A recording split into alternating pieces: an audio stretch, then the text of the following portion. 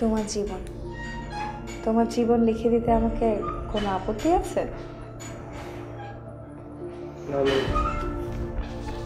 আবির, কি করছো তুমি? উনি কে? উনি উনি রৌনকের এক্স। কি বললে তুমি?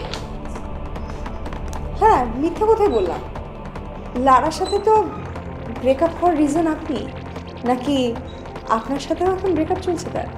দেখো ববি, আমি সব ফালতু কথা শুনতে চাই না। এটা কিসের দলিল? কি করছিলে তুমি? দেখি আমি দলিলটা। এত বাড়াবাড়ি করছেন কেন? আমি কিন্তু সিনক্রেট করবো, আর সিনক্রেট করলে আপনারই সম্মানহানি হবে। আমি দেখবো কি আছে, দেখি দলিলটা আমি দেখবো। আমি দেখবো।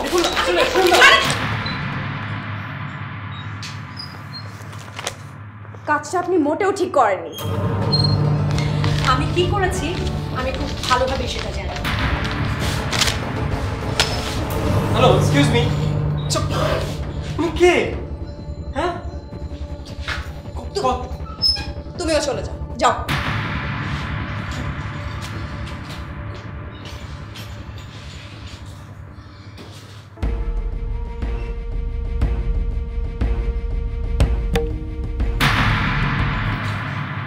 আমাদের শান্তিপ্রিয় আন্দোলন ভালোভাবেই এগিয়ে চলেছে।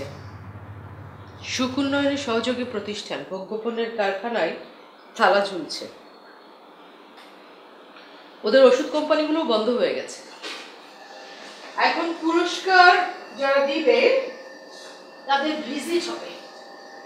ফরেন গেস্ট ভিজিটের দিন আমাদের আসলে একটা কর্মসূচি ফেলা দরকার। ভাই আপনি ঠিক বলছেন। ওই দিন শকুনয়ন ফাউন্ডেশন চারপাশে আমাদের একটা মানববন্ধন অথবা একটা অন্য কোনো কর্মসূচি থাকা দরকার। আন্টি কি বলেন? হ্যাঁ, আইডিয়াটা কিন্তু খারাপ না। বিদেশিরা কিন্তু জনমতের গুরুত্ব দেয়। একটা কর্মসূচি রাখলেই দেখবে নিশ্চিত পুরস্কার বাতিল হয়ে গেছে। কিন্তু তার আগে তো জানতে হবে ফরেন গেস্টের ভিজিটের ডেট কবে। হ্যাঁ নয়ন, তুমি এক কাজ করো, এশিয়ান জোনের অফিসের ওয়েবসাইটে ঢুকলেই তুমি ডেটটা পাবে।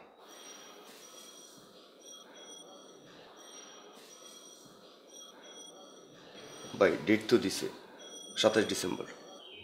আচ্ছা নয়ন, আমাদের সারা দেশের আন্দোলনকারীদের জানিয়ে দাও সুখ উন্নয়ন ফাউন্ডেশনের যেদিন পুরস্কার দেওয়া হবে তার আগে আমরা সারা দেশে সুখ উন্নয়ন ফাউন্ডেশনের চারিপাশ দিয়ে মানববন্ধন তৈরি করব।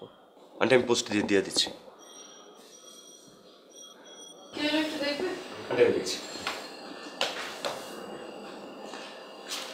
ঠিক আছে না আমাদের আন্দোলন?